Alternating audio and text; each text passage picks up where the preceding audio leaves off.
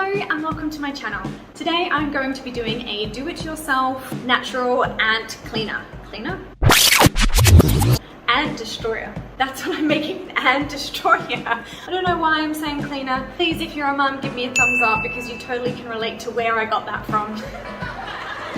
I don't know why I keep getting my words messed up. I think it's because, I mean, you can say it's baby brain, it probably is. Actually, quick story, the other day, I did a video and I did my thumbnail, I did the complete wrong product name on it. And I did not know, I posted this video, I pushed this video out into like different social platforms and I didn't click until like 4 days after when I was trying to find it again to post it somewhere else. I couldn't find it and I was like, why, where's my hand soap? Where's my hand soap?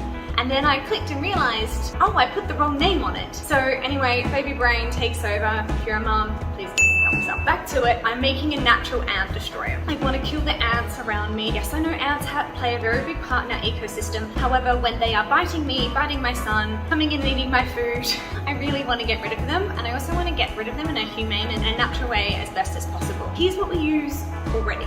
You can see we have a can. I don't think I've ever used this, maybe my husband has, but we do have that. Not cool, has chemicals that would definitely be on the ground that my son would then walk on about. And then you can see I have these traps, and basically the plastic, I know. You shove it into the ground, you put them on, they click, and then this liquid comes out, and the ants are attracted to it. And we've already used this a few times, it's been incredibly effective. Once we crack it and the liquid comes out, the ants come running, and I'm talking like droves, thousands of them. They actually built, the last time we did, they actually built an ant nest around it. That's how effective it is. Anyway, it's not safe, it's not good, it's full of toxins, we need to be much more careful. Oscar is now at an age where he is just exploring everything, touching and grabbing and pulling and just, you know, he loves being outside, he's an outdoor baby through and through, and we just can't have these sorts of chemicals laying around on the ground, anywhere he can crawl, anywhere he can touch. We just have to be more careful. Why I'm making this natural ant destroyer. What is in my natural ant destroyer? 2 ingredients. Water and Castile Soap. Castile Soap I'm using is tea tree. Why am I using tea tree? Because tea tree has antibacterial properties and this is really helpful for fighting ants. I actually found there's a lot of options out there for killing ants and things that are deterrents for ants as well. Another one was peppermint. I'm going to put a few drops of peppermint inside it as well, so I guess I'm having 3 ingredients. Go full force, really hit them on the head as quickly as I can and destroy them. Before I make, there is a little caveat that comes with this. What I did learn from my research is to not let this solution get on your plants. If you have ants coming off around your plants, do not spray this solution in and around yours. It will actually burn them. The Castile Soap, the essential oils will burn the plants, so do just be very careful. It's not a chemical, it's just something I learned when I was looking at options of how I'm going to make an ant destroyer. This just came up quite a bit to be careful with your plants. Just be careful. So let's get making. I have this here that I'm going to fill up with the water and the Castile Soap. I kind of figure maybe you don't need to see me do that this time. Okay, I lied. I felt bad that you weren't going to see me make it. Here I am making it. This recipe calls for 1/4 cup of tea tree Castile Soap. Here's 1/4 cup.